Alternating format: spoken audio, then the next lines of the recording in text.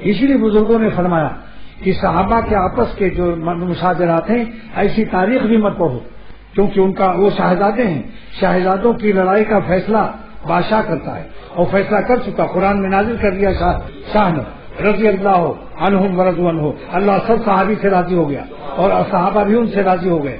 جب سرکار میں معافی ہو گئی تو تمہاری عدالت کیا خدا کی اس آیت کی عدالت سے بڑی عدالت ہے خبیثوں؟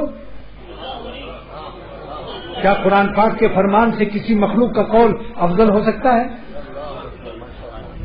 لہذا مشاجرات صحابہ کو تاریخ بھی مت پڑھو کہ دل میں کہیں بدگمانی نہ آ جائے، کیونکہ ان کا فیصلہ ہو چکا۔ ہم اپنے کانوں کو اور اپنی آنکھوں کو ان کے بارے میں محفوظ رکھیں گے، کیونکہ ان کا فیصلہ ہو چکا۔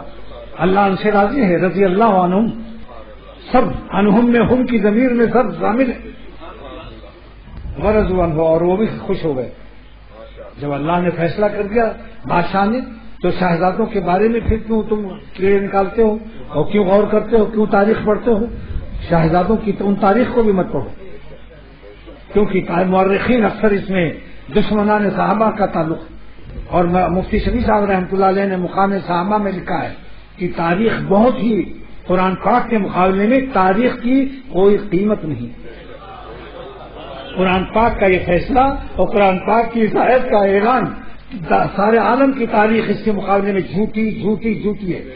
اور کیا مثال کیا تھی کہ اگر لالو کھیت میں گولی چل جائے تو گلشن اقبال تک خبر آتے آتے اتنا اختلاف ہوگا۔ ایک آدمی آئے گا لالو کھیت سے، کہے گا صاحب 3 آدمی مر گئے، دوسرا کہے گا گلشن اقبال میں 300 مرے، تیسرا کہے گا 3000 آدمی مر گئے۔ تاریخ کا کچھ بھروسہ نہیں، تاریخ انسانوں سے انسانوں تک آتی ہے، اور انسان میں احتمال کذب موجود ہے، اور اللہ تعالیٰ کے ہاں کلام میں اور سرور عالم صلی اللہ علیہ وسلم کے کلام میں احتمال کذب نہیں ہے۔ لہذا سرور عالم ترمذی شریف کی روایت میں فرماتے ہیں، اذا رأیتم الذین یسبون صحابی، اگر تم دیکھو کہ میرے صحابہ کو گالیاں دی جا رہی ہیں، فقولوا لعنۃ اللہ علیکم، لعنۃ اللہ علی شرکم، تمہارے شر پر خدا کی لعنت، سنو بھی مت، بھاگو وہاں سے۔